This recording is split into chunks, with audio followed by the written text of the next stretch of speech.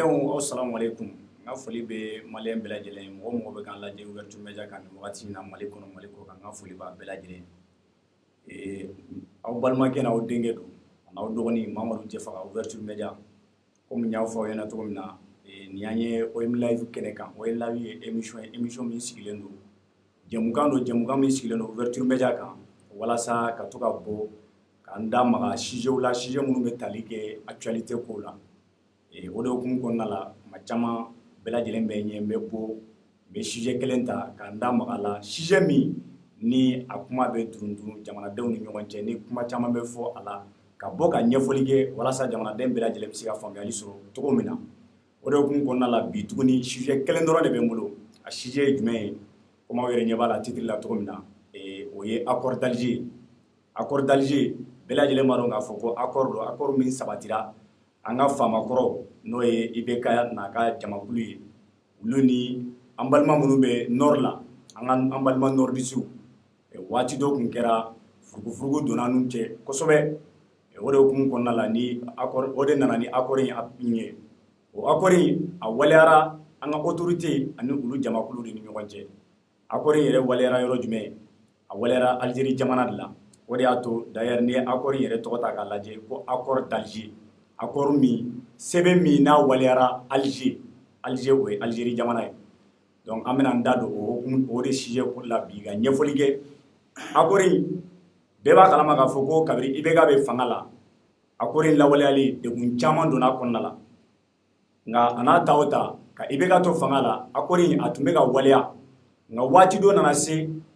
a waleyali jɔra ka sababuya kɛ bɛɛ lajɛlen b'a dɔn k'a fɔ ko dialogue dɔ bolodara IBK fɛ a wagati ni a y'a dialogue da ko dialogue national inclusif o dialogue hukumu kɔnɔna la maliden bɛɛ lajɛlen wele bilala maliden bɛɛ lajɛlen ma Mali kɔnɔ Mali ko kan fɛn fɛn ka ta Mali région malien n'i bɛ Mali région la fo kana se Bamakɔ kɔnɔna ma welekan bilala a bɛɛ lajɛlen ma parti politique ɲɛmɔgɔw b'o la société civile fo ka taa se an ka diinɛ ɲɛmɔgɔw ma welekan bilala a bɛɛ lajɛlen ma walasa bɛɛ lajɛlen bɛ se ka ɲɔgɔn sɔrɔ ka kuma ɲɔgɔnya togoya min ni kɔlɔlɔ minnu bɛ Mali kɔnɔna la u se ka solution sɔrɔ a la cogo min na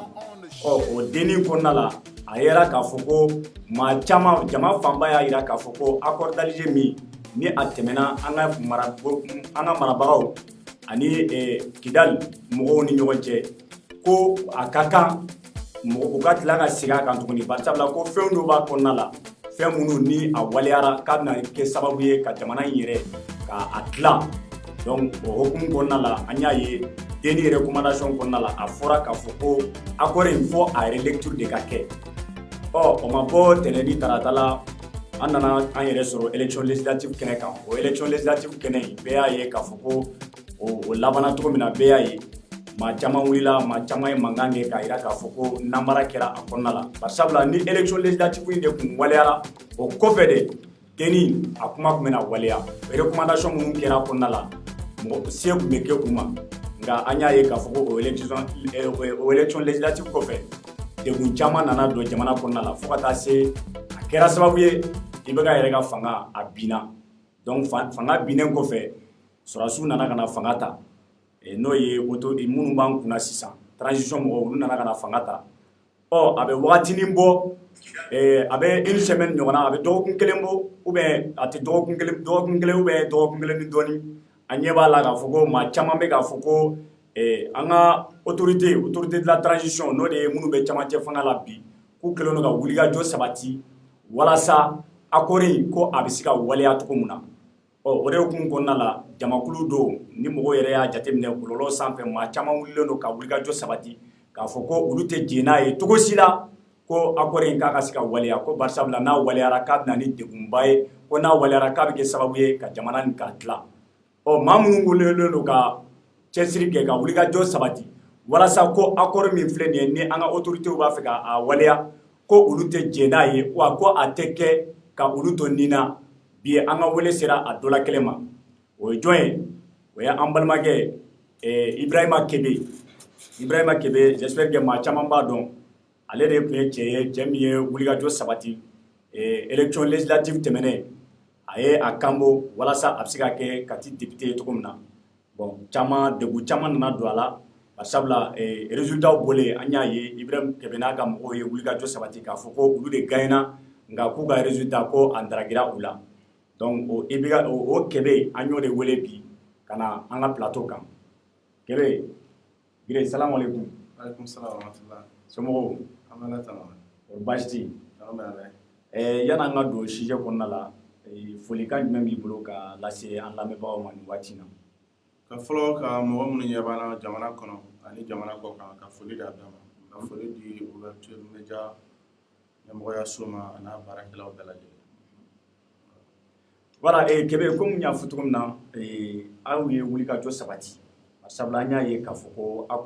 accord d'Alger min ni a bolodara an ka faamaw fɛ kabiri dɔgɔkun kɔnɔna la an ka faamaw ye wulikajɔ dɔ sabati ka da Kidal jamana kan Kidal région na u ka wulikajɔ kɔnɔna la an y'a ye k'a fɔ ko maa caman wulila k'a fɔ u bɛ ka taga de walasa accord in ko k'a waleya de anw yɛrɛ ye wulikajɔ caman sabati a kɔnɔna la k'a dɔn réellement u taara ka taa cause jumɛn la mais an ka kunnafoni la fɔra an ye de k'a fɔ k'u taara ka taga walasa ka se ka bɛn ani kɛlɛya o sabati malidenw ni ɲɔgɔn cɛ mais a yera k'a fɔ ko o tɛ ko accord in de waleyalen don yɛrɛ bolo u ka nin tagama min n'u y'a waleya accord fɛ ko de don wa ou bien u taara de walasa k'a yira an balima minnu bɛ Kidali kan bɛɛ ye kelen ye. An kana ɲɔgɔn digi ni fura mɔbali ye camancɛ fanga min bɛ senna bi bi na a waɲa man ɲi kaba nana don min na fo sisan kan caman fɔ o de sabatira kɔnɔ kunun k'a fɔ cu bi ka tila k'a fɔ ca u yɛrɛ kumakan u m'a ta ba la u m'a bonya i y'i da tu accord d'Alger ko kuma min na tiɲɛ don accord in a sigi ninnu kɛra Algérie jamana kan bolona nana bila a la an y'u ka jamana kɔnɔ yan i ye bɛn ni kɛlɛɲɔgɔnya ko kuma min fɔ u y'o kelen de ta k'a da accord in kan yaasa maliyɛnw bɛ se ka sɔn a la cogo min na n'a fɔra ko sɛbɛnfura dɔw k'a bɛ Mali lataa bɛn na a bɛ Mali lataa kɛlɛɲɔgɔnya la komi maliyɛnw mago b'o o de la bi donc n'o kuma fɔra dɔrɔn maaw bɛ sɔn a ma u bɛ jɛn n'a ye k'a sɔrɔ n'i ye sɛbɛnfura in ta k'a kalan n'i y'a kalan k'a faamuya n b'a fɔ k'a da kan k'a kalan k'a faamuya i b'a dɔn k'a fɔ fɛn bɛɛ b'a kɔnɔ fo bɛn kuma fo kɛlɛɲɔgɔnya kuma cogo di parce que n'i y'a kalan k'a faamuya i b'a dɔn k'a fɔ janfa sɛbɛnfura don i b'a faamuya k'a fɔ lagosi sɛbɛnfura don i b'a faamuya k'a fɔ malo sɛbɛnfura don ko kumasuli sɛbɛnfura don en un mot n'i y'a kalan k'a faamuya i tɛ se ka tɔgɔ wɛrɛ foyi sɔrɔ a la ni duguci sɛbɛn tɛ donc o duguci sɛbɛn i bɔra k'a fɔ cogo min na Ibrahim Boubacar Keita k'ale to fanga la ale de y'a signé c'est-à-dire a signéra ale ka fanga de fɛ a ye dɔ lawaleya la o ye tiɲɛ ye nɔgɔ foyi t'o la nka an ka tiɲɛ fɔ ɲɔgɔn ɲɛna waati dɔ kɛra u y'a torpiller fana u ma sɔn ka taa n'a yɔrɔ jan Ibrahim Boubacar Keita o kɛ mais a ye dɔ lawaleya la dɛ wa an y'a kɛlɛw la an tɛ nimisa a kɛlɛli la hali sini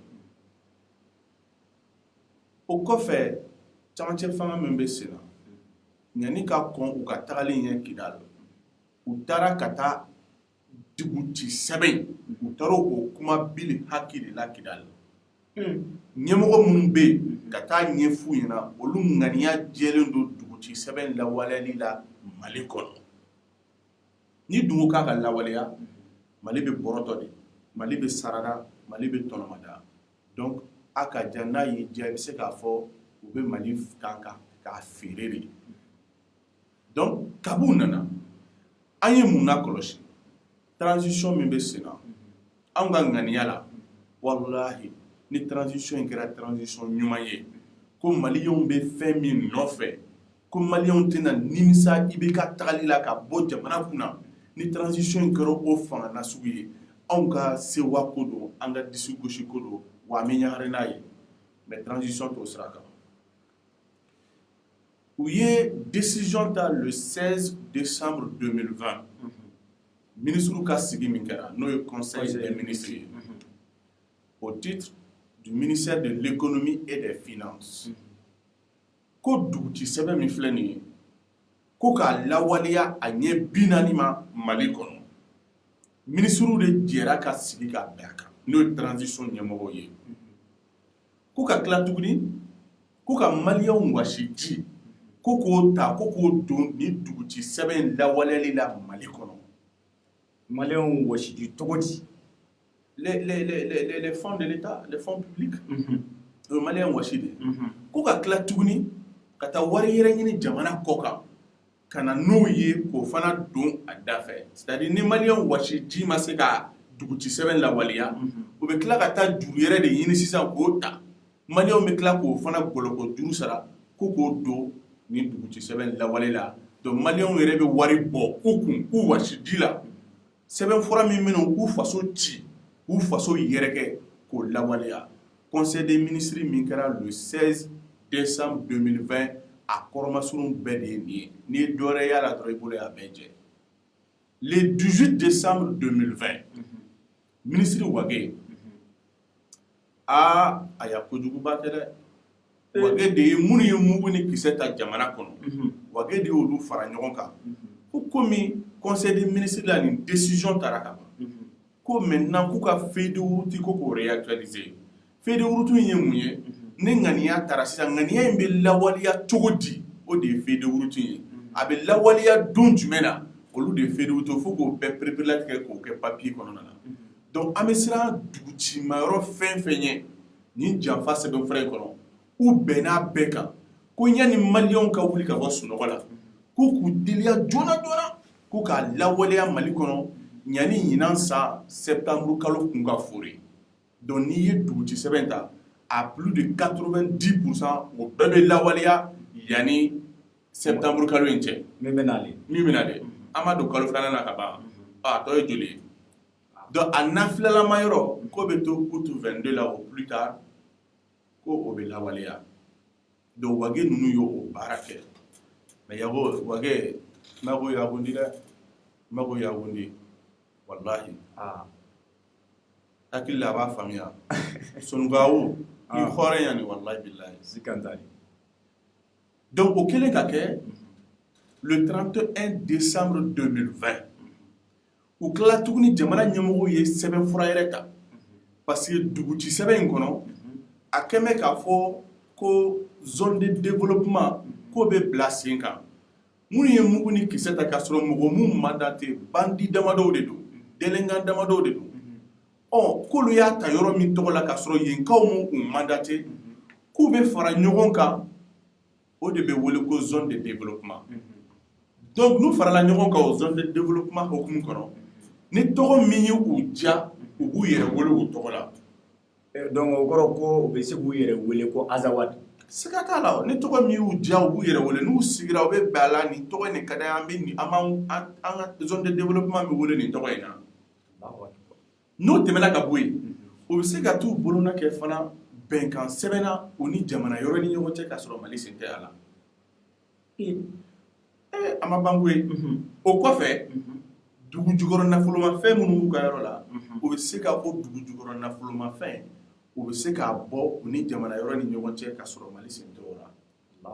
u b'an ka code minier yɛrɛ u b'o sɔsɔ donc o zone de développement in ko mɔgɔ minnu kan ka kɛ o ɲɛmɔgɔ ye Mali ɲɛmɔgɔw ye papier de ta k'o ɲɛmɔgɔw bɛɛ sugandi k'o ban pewu le 31 décembre 2020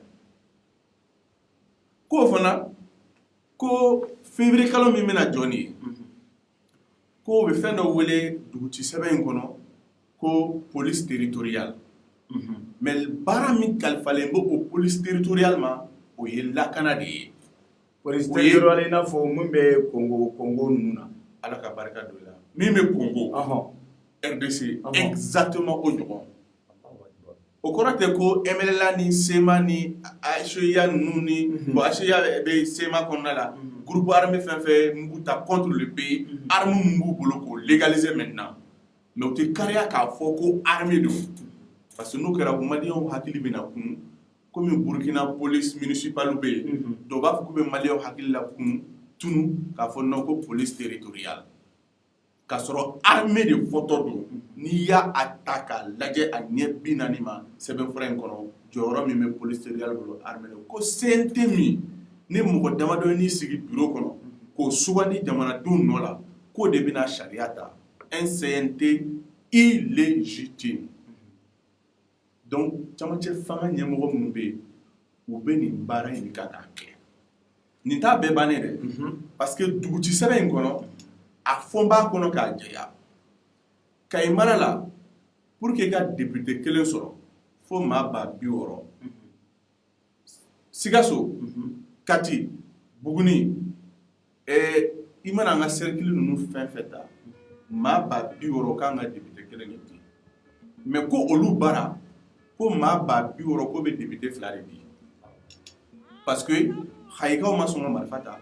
Sikasokaw ma sɔn ka marifa ta jamana juguya la min ye Segukaw ye olu ma sɔn ka marifa ta jamana juguya la Kolokɔrɔkaw ma sɔn ka marifa ta jamana juguya la donc minnu ye marifa ta jamana juguya la olu bɛ kɛ warabaden ye Mali mumɛ tɔ bɛɛ bɛ kɛ jakumaden segifa ye o t'a bannen dɛ k'olu minnu ye mugu ni kisɛ ta olu bɛ yɔrɔ min na ko n'a sɔrɔla mɔgɔ kan ka ta fonction publique la ni Kayikaw y'u ka mɔgɔ de ye e bɛ bɔ Kayi e postule la nin bɛ bɔ Sikaso o postule la nin bɛ bɔ Segu o postule la nin bɛ bɔ Kulukoro nin bɛ bɔ Bamakɔ o postule la mais ko n'olu postule la ko priorité bɛ di olu de ma olu de bɛ ta fɔlɔ ka raison tɔw mɔgɔw to yen o de b'a kɔnɔ ko priorité bɛ di olu de ma ko ka tɔw to yen o tuma na an b'an yɛrɛ ɲininka olu ɲɛna ko tɔw y'u ba bugɔ de a bɛ hakɛ to kuma taabolo la donc an b'a da yen yɔrɔ la parce que n'i ye da kɛ tasa kɔnɔ n'i ko i b'a fɛn finman bɛɛ tɔmɔ ni Ala ma farati fɛn tɛ to tasa kɔnɔ donc u taara Kidali nin de la kɛ n'i ka ɲininkali jaabi k'a yira u la ko kabi olu nana u ye baara min boloda o de ye nin ye u ŋaniya jɛlen don ka duguci sɛbɛn lawaleya a ɲɛ 40 ma o de kun kan ka kɛ réunion huis clos min fɔra o de don parce que wulikajɔ la an y'a ye k'a fɔ ko k'u bɛna ko ni jeunesse ni yen notable kɛlen ka ɲɔgɔn ye wa ɲɔgɔn ye kɔfɛ k'u bɛna réunion huis clos dɔ kɛ non huis clos in u taa kun yɛrɛ Kidali huis clos ko in de a tɔ kɔni u taara u ye mɔgɔw digi ni fura mɔbali yɔrɔ dɔ la k'u taara jeunesse Pierre dɔ da jeunesse yɛrɛ ka tila ka taa kumaw daminɛ i ma cɛ dɔ burankɛ yɛrɛ ka kuma mɛn ko armée la ko fo bɛɛ de ka représenter armée fɛngɛ kɔnɔna la équipe nationale kɔnɔna la o kɔrɔ hali ni tɛ se ballon tan na i ka don a la kɛ o kuma kɔni mais Kɛbɛ mun ye ne dabali ban n'i y'a ta k'a lajɛ ninnu yɛrɛ natɔla fanga la to mun na u ye IBK ka fanga binna an y'a ye u ka discours fɔlɔ la wage kelen yɛrɛ parce que ale de tun ye CNSP mɔgɔw ka porte parole ye o wage kelen y'a fɔ a ka kɔrɔfɔw kɔnɔ k'a fɔ ko olu ye ka nin transition fanga ye ko u bɛna denni ka recommandation ta en compte mais ne tilara k'a ye parce que denni ka recommandation kɔnɔna la i b'a ye k'a fɔ ko a fɔra ko ka accord yɛrɛ ko k'a relecture kɛ mais ni ne tilara k'a ye tuguni k'a fɔ ko olu bɛ k'a waleya k'a sɔrɔ a relecture ma kɛ a bɛ ne dabali ban dɛ bon an kana ɲɔgɔn digi ni fura mabali ye tiɲɛ na wage mago yakundi n'a fɔra ko ale yɛrɛ balima dɔ kunnafoni y'a yira farajɛw yɛrɛ côté nanzara ko de bannen tun don duguci sɛbɛn ka lawaleya Mali kɔnɔ an y'a mɛn ko Musa Jawara ko duguci se depuis Ala ye dan b'a ye ɲɛ la siɲɛ kelen pe IBK y'an reçoit don min na n'a ye Sénat proposé an ye n'an banna an bɛ taa waati min na dɔ de ko Jawara tɛmɛtɔ filɛ mais nanzaraw yɛrɛ ko Jawara de y'i sen da duguci sɛbɛn lawaleya baliya kan Mali kɔnɔ k'a ma jɛn n'a ye ko Jawara de tun bɛ k'a bɛɛ torpiller an y'a kumaw mɛn minɛ n'a fɔra o taara ko wagere nana ko k'o lawaleya a dɔ yagundi wallahi a diga mɛn gɛbɛ minɛ n tɛ a diga mɛn na ça c'est une honte excusez-moi du terme mais c'est la vérité an faw ko a ma maraka an tɛ don ethnie ko kuma la très généralement Sɛrɛkule mɔgɔ jɛlɛnni tɛ don ko nɔgɔlen na o de fɔra anw ye ka b'an fitinin maraka den bɛɛ a bɛ fɔ bɛɛ ɲɛna sɛgɛkulu n'i ye maraka ye k'i kana don ko nɔgɔlen na surtout fɛn min bɛna i faso ci ça c'est une honte billahi donc n'i y'a jateminɛ k'a lajɛ u ye nin baara bɛɛ kɛ wage ninnu ka nin baara bɛɛ lawaleya wa u ka ba ye nin de u bɛ nin de kan ani jamana ɲɛmɔgɔ u bɛɛ bɛnnen don a kan ka nin baara kelen de lawaleya anw ka jamana kɔnɔ an ka fadugukolo sanfɛ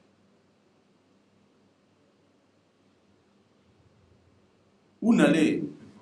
i ye denni ko kuma min fɔ tiɲɛ don wage y'a kuma fɔ mais bandaw yɛrɛ y'a fɔ dɛ a y'a fɔ fɛn na ni ma fili le premier a y'a kuma fɔ a y'a fɔ siɲɛ kelen tɛ siɲɛ fila tɛ ala ka investisseur dɔn a y'a kuma fɔ effectivement o la ni ko i ma n ko kabi u nana u m'u dalakan bonya k'an bɛ nin yɔrɔ ninnu ma anw ka tɔn n'o ye faso kanu ye anw ma participer denni na au contraire an ye denni kɛlɛ maliyɛn dɔw bɛ yen minnu ma participer a la mais maliyɛnw fana caman participer a la o fana ye tiɲɛ dɛ wa jamana de y'a labɛn fana o kɛlen ka kɛ o denni mɔgɔw faralen ɲɔgɔn kan olu ko tiɲɛ na sɛbɛnfura in man ɲi jamana ma ko k'a sɛbɛnfura in fo ka yɛlɛma don a la k'a relecture kɛ wuli kɛra o de kan hali ye minnu ye mugu ni kisɛ ta jamana juguya la olu tun ma sɔn ka taa denni la parce que olu kun ɲɛna ko yɛlɛma bɛna taa don a la denni la mais jamana ɲɛmɔgɔw y'a u la rassurer k'a fɔ yɛlɛma tɛna taa don a la denni la mais a kuma kɔni bɛ fɔ mais ni yɛlɛma bɛ don a la o bɛ kɛ kɛnɛyɔrɔ de ka min tɛ denni ye mais maliyɛnw man ka sɔn o fana ma abada ni yɛlɛma bɛ don a la maliyɛnw de bɛ sɔn ka yɛlɛma don a la mais anw bolo bi yɛlɛma ko tɛ o y'anw ka faamuyali ye an ka tɔn kɔni n'o ye faso kanu ye anw bolo yɛlɛmali ko tɛ c'est un accord illégal a ma sariya bonya o an ka sariya sunba n'o ye article 115 constitution kɔnɔ o ko ni nin ɲɔgɔnna sɛbɛnfura bɛ lawaleya mali kɔnɔ ko maliyɛnw wasi de bɛ don a da fɛ k'a tɛ se ka kɛ abada ko fo sariya de ka ta sariya dun tɛ se ka ta ni assemblée in tɛ bon IBK ninnu m'a bila ka taa assemblée kɔnɔ donc sariya ma t'a la donc c'est un accord illégal c'est vrai illégitime maliyɛnw da ma don a la ils ont mis le peuple malien entre parenthèses bon ne yɛrɛ bolo a kuma ma se ministre ka bureau kan k'a yir'u la k'a fɔ nin accord ko kuma fɛ ministre yɛrɛ y'o kɔrɔ masigi f'a ye o tuma na a tɔ ye mun ye sa un accord illégal jamana jumɛn bɛ diɲɛ kɔnɔ i kɛra farafin jamana ye i kɛra nanzara jamana ye i mana sɔrɔ jamana yɔrɔ o yɔrɔ ko o jamana de bɛ sɔn ka un accord illégal k'o lawaleya i ka jamana kɔnɔ an ka partis bɛ yen mouvements bɛ yen faits de la société civile bɛ yen minnu yɛrɛ participera den na n'olu ko ko relecture ka kɛ olu bɛ min bi est-ce que olu man ka wuli bi au moins camancɛ fanga bɛ ka taa n'a ye sira min kan an laban mali tɛna k'an bolo tuguni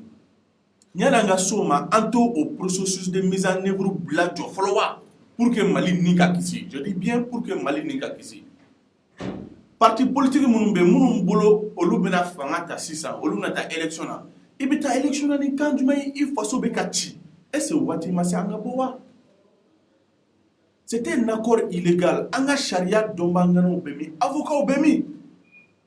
un accord illégal mun de kan ka boloda o kɔfɛ où sont ces avocats patriotes pourquoi tɛ k'u manifester aujourd'hui an b'a jigiya k'a fɔ a tɛna mɛn an ka sariya dɔnnaganaw bɛna wuli u bɛna kuma u bɛna accord illégal ye illégitime u bɛna ɲɛfɔ faransi tɛ sɔn abada accord illégal ka appliquer faransi jamana kan jamana tɛ ONU kɔnɔ min bɛ sɔn accord illégal ka lawaleya a ka jamana kan munna u bɛ fɛ a ka lawaleya mali de kɔnɔ kun jumɛn na o tuma mali ye mun de k'u la fo camancɛ fanga min bɛ sen na olu ko k'olu k'a lawaleya kɛlɛ mais olu yɛrɛ b'a fɛ ka nin lawaleya o ma olu ka laɲini ye mun ye est-ce que o tɛ ka ni siran a ɲɛfuru ye k'a fɔ ko n'i ye camancɛ fanga in yɛrɛ ta k'a lajɛ a fɔra de k'u bɛna de kana kalafili minnu kan ka waleya donna nataw la i n'a fɔ élection présidentielle fo ka taa se législative ni municipal ma minnu kan ka waleya k'u nana de kana o de ka o bɛna o de sabati walasa o sabatilen kɔfɛ olu bɛ se ka taga mais olu tɛ k'u ɲɛsin o yɔrɔ ma nin wagati in na n'i y'a ta k'a lajɛ mais olu ka fɛn bɛɛ bɛ ka banban nin ko ninnu de kan mun bɛ k'u bila nin na ou bien wagati mun dir'u ma u bɛ ka nin kɛ de walasa dɔ ka fara u ka wagati kan wa ou bien mun de bɛ en tout cas maliyɛnw bɛ k'u yɛrɛ ɲininka nin na yala o kuma u bɛ ka siran de u yɛrɛ kana minɛ don dɔ k'u ɲangi parce que u ye fanga darakili min kɛ wa n'u bɛ ka sɔn k'u da o kɔnɔ k'an juguw ye ka kɛbali kɛ an ka jamana kɔnɔna na yala o de don wa walima o ni faransi bɛnn'a kan ne k'a fɔ transition bɛna prolonger mais fo ka duguti sɛbɛn lawaleya donc o bɛ kɛ olu dɔrɔn ka nafa kama hali ni maliyɛnw bɛ sa c'est-à-dire k'u ka nafolo ta maliyɛnw su kan k'u ka nafolo ta maliyɛnw joli kan o kumana o b'o de fɛ pour que duguti sɛbɛn ka lawaleya an ka jamana kɔnɔ wa ou bien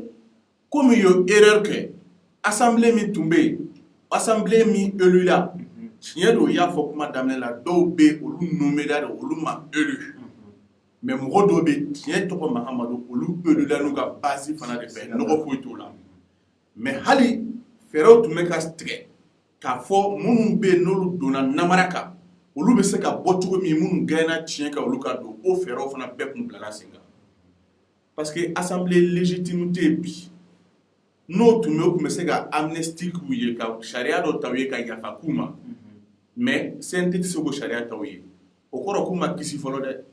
donc u bɛ se ka minɛ sanga ni waati k'u k'a la an kɔni b'a fɔ tiɲɛ ye tiɲɛ de tiɲɛ tɛ baden fɛ n'a y'u diya an bɔtɔ u k'an kun ci sira la mais a kɔni tɛ fɔ an denw ɲɛna k'an ye jitoya kɛ abada de si o tɛ fɔ an descendance si ɲɛna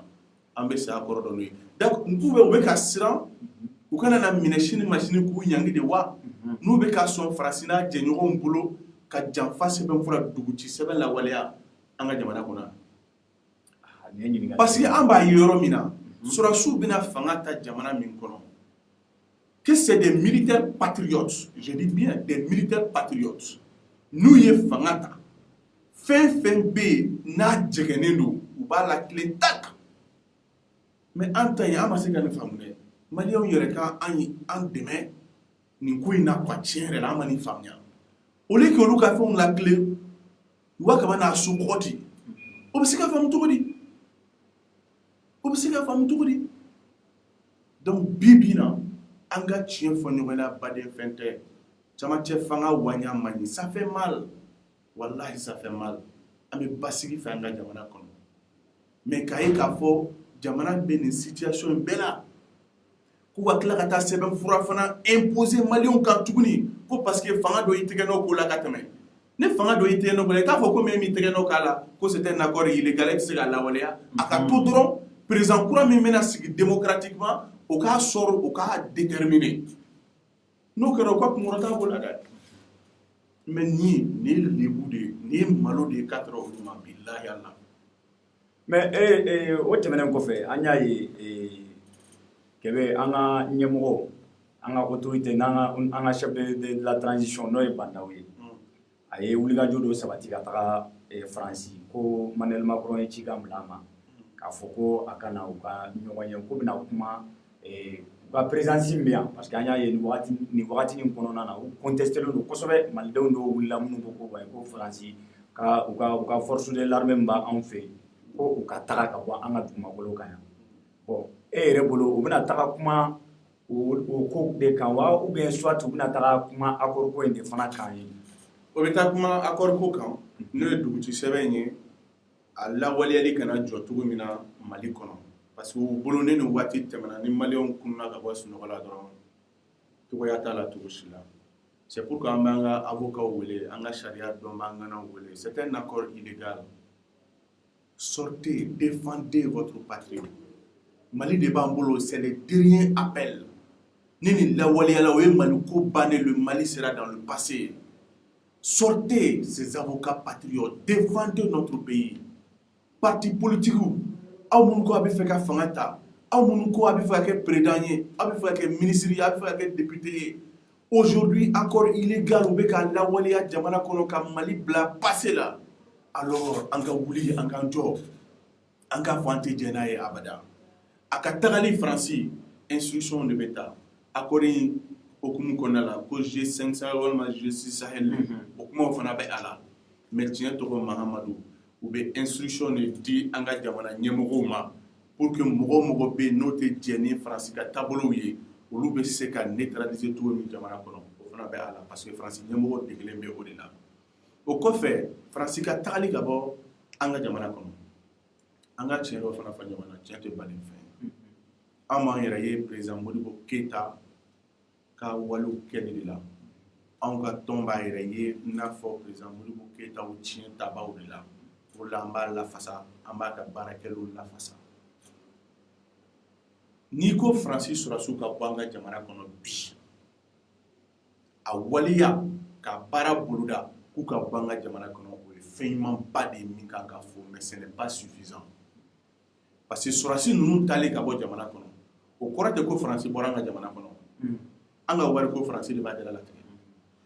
anw ka kumada diɲɛ fɛ a kɔkɔrɔ don bɛ Faransi de b'o dala latigɛ an ka département ministériel la fɛngɛ technique ninnu Faransi a nujuru bɛ Faransi de bolo entreprise ba minnu bɛ yen ne jamana kɛ bɛ k'i kɔsɛmɛ la a nujuru bɛ Faransi de bolo en un mot an bisimila ye o kɛ bɛ ka an ta ka an jigi kɛ Faransi de ye donc ni sɔrɔsiw taara ka bɔ jamana kɔnɔ kɔrɔ tɛ ko Faransi bɔra an ka jamana kɔnɔ donc le combat contre l'impérialisme français et allié a man ka kɛ en pièces détachées. Impérialisme kan ka liquider de a forme bɛɛ la o de y'a to président Modibo Keyita y'a fɔ en 1959 à la conférence des cadres de l'Union soudanaise RDA. A ko il est essentiel pour un pays qui veut se soustraire à la domination coloniale d'avoir en main tous les organismes de commandement et de direction. D'autant que ni mo organisme de commandement et de direction sɔrɔ non, tu sais qu'il y a c'est pourquoi Sanji Tane Nani Modibo Keyita ou ye kɛlɛ kɛ pour que ka Nazara ɲɔni ka bɔ an ka jamana kɔnɔ. En 58, ils ont dit oui au référendum k'u bɛ to Nazara ka mara kɔnɔ fɔlɔ parce que les conditions n'étaient pas réunies du tout. Conditions réunies mais an y'u gɛn ka wulu su nɔfɛ o ma kɛ an ka jamana kɔnɔ. Donc an ka jateminɛ o de ye parce que n'i y'u ka sɔrɔsiw labɔ an ka jamana kɔnɔ ni k'u ka bɔ sisan an bɛ fɛ u ka taa ka bɔ an ka jamana kɔnɔ. An yɛrɛ k'an ka fɛn t'an kolo la mais jamana ɲɛmɔgɔ minnu bɛ yen u tɛ se an ka tiɲɛ fɔ ɲɔgɔn ɲɛna u tɛ se mais n bɛ tila kuma la yɛrɛ ka organisme de commandement de direction an bɛ fɛɛrɛ de tigɛ k'o de sɔrɔ fɔlɔ o kɔfɛ n'u ko k'u bɛ bɔ sisan u bɛ se ka mercenariat dɔw labɛn an tɛ taa fa ni nafa nɔ fɛn min na u ye min kɛ Biafra on a vu waati koron an tɛ se k'an da t'o la u ye min kɛ Rwanda on a vu. Et la France n'hésitera pas à Djahanama Djigi Malikan pour ses propres intérêts. Maintenant, sur là, on m'a labé pour que Kanim Bella Djilin Pumbe, nous tarabi, Shinimeketouri, Shinikinebeketouri, Santan Yinankobeketouri, Samoua Yinanko, San Bissaba Obeketouri, Kao Fereno Dabalou Tige, Kanye Kanjo, Ankolola, à la Mekelama Kosovo. Voilà, oui, on va donc à Mirina et Akan. On va préparer la Tige Kafo, ODE. An y'an sɛmɛ président Modibo Keyita ka tableau de la en fonction de ça. Et c'est une réalité, ça peut être adapté à la réalité d'aujourd'hui. Sinon, an tɛ Faransi ka ko la, an ma deli ka k'a ka ko la, Faransi yɛrɛ t'an ka ko la, Faransi yɛrɛ wasadenw n'o ye sénateur ye olu yɛrɛ de la k'an ka jamana ɲɛmɔgɔw su anw yɛrɛ kama ko fo k'anw ɲangi. O fana prévu bɛɛ bɛ yen. Tɔgɔ di? Sénateur m'o kɛ Ladislas. Penestoski wa mun de? A ma ambassadeur wele k'a fɔ ko radio patriote sanfɛ Bamako yan ko mardi o mardi ko animateur dɔ b'olu lagosi o bɛ kuma nin fɔ hali jamana Mali ɲɛmɔgɔw yɛrɛ fana ma kuma caman ko mais que est-ce que u ye fɛn bɛɛ kɛ tout faire pour que k'o fɛn nasugu ninnu bali ko munna ne ka émission yɛrɛ bɛ continuer sénateur de y'i sigi Sénat bureau kɔnɔ k'an ka ambassadeur wele k'a fɔ wa vidéo dafalen de fana b'an bolo ne ko foyi t'a la. A tɛ tɛmɛ o kan. Effectivement comme i yɛrɛ da magara faransi la an bɛ ka kuma accord ko de kan parce que accord in yɛrɛ n'i y'a ta k'a lajɛ n'i ko k'i bɛ accord in kɔnɔna bɛɛ ɲɛfɔ wagati kɔrɔnin kama an tɛna se k'an da don a bɛɛ la mais ni kɔni y'a ta k'a lajɛ accord in yɛrɛ a fanba faransi da b'a a fanba de la mais i da magara faransi la sisan an y'a ye nin wagati min na mɔgɔw bɔra k'a fɔ ko faransi k'u ka taga ka bɔ an ka jamana kɔnɔna la ko an yɛrɛ b'a fɛ k'an yɛrɛ ka sɔrɔdasiw u yɛrɛ ka jɔ ni anw yɛrɛ ka lakanali ye an y'a ye u ka ambassadeur bɔra ka kɔrɔfɔw don fɔ n t'a dɔn n'a sɔrɔ i ye kɔrɔfɔ in mɛn e hakilinata ye jumɛn ye o kɔrɔfɔ in na ambassadeur tɛ se ka dɔ wɛrɛ fɔ n'o tɛ o mais ambassadeur in kan ka faamuya k'a fɔ manifestation kɛra dɛ mais la manifestation a été réprimée Faransi de ka ordre y'a to minnu bɛ jamana ɲɛmɔgɔya la bi n'olu nana ka manifestation in k'a réprimer et c'est inacceptable k'a f'u ɲɛna fana ni aw nakun de ye ko ka manifestation réprimer sachez que les mêmes causes produisent les mêmes effets manifestation réprimera Bamako yan o ma kɛ fɛnw dala sali yɛrɛ donc peuple tɛ se ka m'isoler c'est pas possible ambassadeur y'a min fɔ dɔwɛrɛ tɛ se ka bɔ ale da o kɔ o ye lagosi kuma ye k'a lase hali minnu ye wulikajɔ sabati ko faransi ka taa walima ko minnu bɛ jamana kɔrɔ fɛ olu bɛ faransi ka toli fɛ mais qui n'a pas vu des jeunes à Kidal à un moment donné minnu nana ka faransi yɛrɛ attaquer yen on a vu ça ni gɔngɔrɔw ye à Gao il y a eu des manifestations contre eux jusqu'à ce que le général Thibault a tiré à balles réelles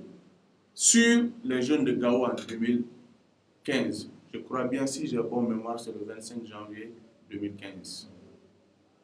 Donc, dans ces localités-là,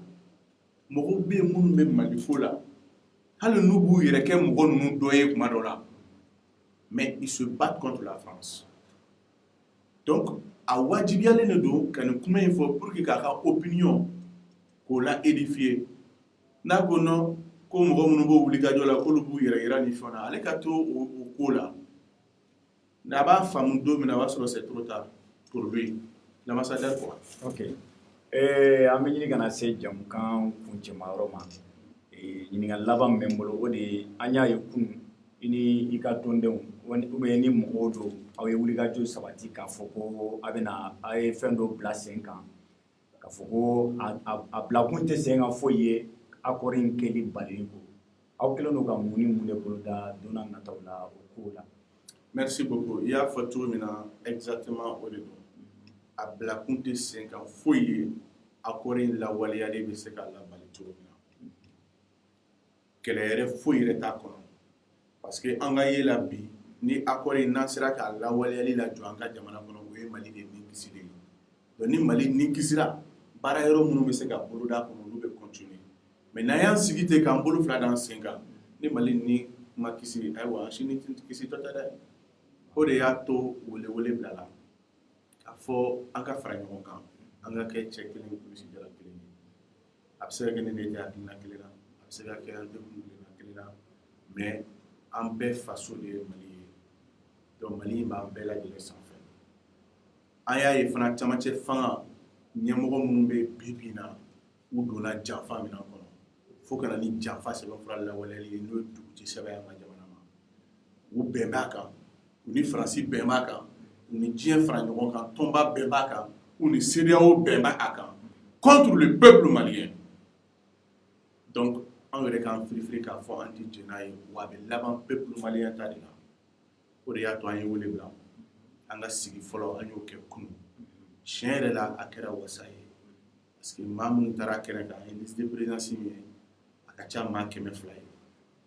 donc an ye bɛn n'a kan ka front dɔ bila sen kan min ye ko front du refus de la mise en œuvre de l'accord d'Alger duguci sɛbɛn ko slogan tɛ dɔwɛrɛ ye Mali tɛ tila parce que fɛn bɛɛ bɛ o de nɔfɛ donc an y'o bila sen kan ka commission sigi sini commission ka baara kun bɛ cɛ bon plan d'action ni fɛn mun kan ka boloda bɛn ko bɛɛ ka o bɛ rendu public et puis o ye baara talen ɲɛfɛ donc front min don taabolo ko tɛ a tɛ surunya ka kɛ taabolo ko ye maliyɛnw bɛɛ de welelen don an ka jɛ an ka mali an ka nin kisi duguci sɛbɛn in kana lawaleya ka tɛmɛ nin kan an ka jamana kɔnɔna la mais bunteni saraka de don bunteni saraka n'a bɔra mɔgɔ min ma i bolo de don yangali bunteni kɔnɔ bon ni tɛgɛ da la diɲɛ don o don saraka bɛ minɛ fɔlɔ de ma est ce que saraka minɛtɔ t'o ma donc an ye fɔlɔ min bila sen kan fɔlɔ in bɛ o de la ɲin na wa an bɛ se an kan ka se mɔgɔ o mɔgɔ ka ɲɛfɔli k'u ye ka tila tuguni an bɛ se ka fara ɲɔgɔn kan cogo min ka force boloda pour que sariyaw kana ta ka kɛɲɛ ni nin ye surtout CNT illégitime fɛ donc sini ni ala sɔnna ma travaux bɛɛ bɛ ban a tɔ mana kɛ cogo min na aw yɛrɛ na kunnafoni sɔrɔ.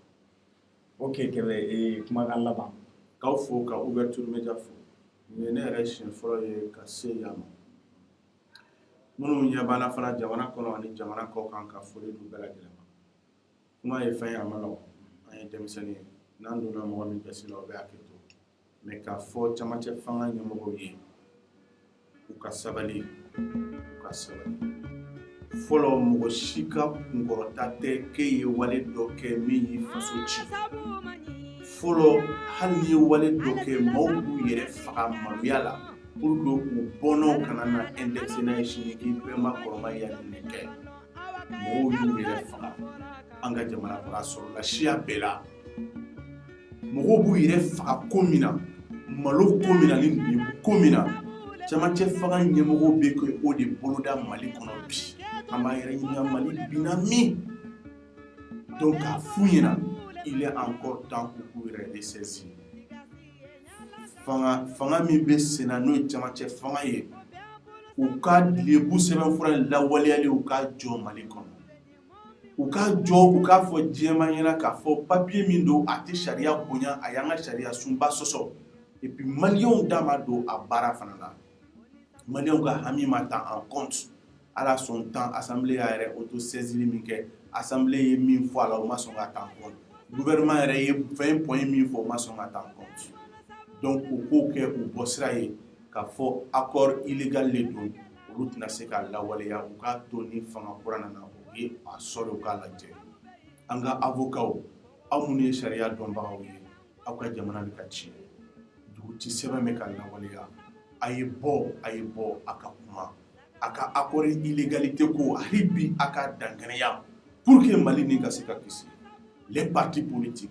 les organisations de la société civile a ɲɛmɔgɔw fara tɔndenw kan an ka wuli an ka firifiri an ka jamana kana ci jamana kana feere a kɛ to b'a kan tintini dɔ de kɛra. Merci beaucoup Greg Kɛbɛ.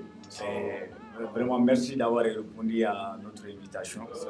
Inch'Allah Allah kana dungɛ ten parce que Kɛbɛ bon i yɛrɛ y'a fɔ cogo min na a man d'an ye an k'a yira k'a fɔ ko an bɛ kan wɛrɛ fɔ mais Kɛbɛ ye n kɔrɔkɛ maraka dɔ i n'a fɔ ne yɛrɛ an marakaw fɛ yen n'an ye ɲɔgɔn sɔrɔ yɔrɔ o yɔrɔ jagoya an b'an ka kan in fɔ donc vraiment Greg merci ale ni lamɔ voilà donc maliyɛnw ni de tun b'an bolo nin wagati in na an ka thème an ka sujet tun bɛ ka boli min kan bi o de ye ko accord d'Alger ne ni n kɔrɔkɛ n'o ye Kɛbɛ ye j'espère que a ye caman faamuya la a y'a da don ka kuma caman fɔ ka fɛn caman fɔ a y'a yira a ka kɔrɔfɔw kɔnɔna la fana k'a fɔ ko accord min filɛ nin ye ni maliden bɛɛ lajɛlen ye accord in ni bɛɛ banna la ni maa caman y'a kɛ ɲugutɔ fɛn ye ko autorité min b'an bolo bi bi in na ko u bɛ ka a waleya k'olu kɛlen don ka wulikajɔ de sabati et puis u bɛ welekan bila maliden bɛɛ lajɛlen ma maa o maa ni Mali ka ni i t'a fɛ ni accord in k'a ka waleya k'u kɛlen don ka welekan bila bɛɛ lajɛlen ma bɛɛ lajɛlen kana fara olu kan walasa a kana se ka waleya cogo si donc j'espère que mɔgɔ minnu bɛ k'a lamɛn caman ye faamuyali sɔrɔ a ko la an b'a fɔ ko inchallah ala k'an bɛn waati wɛrɛ ouverture média kan merci beaucoup.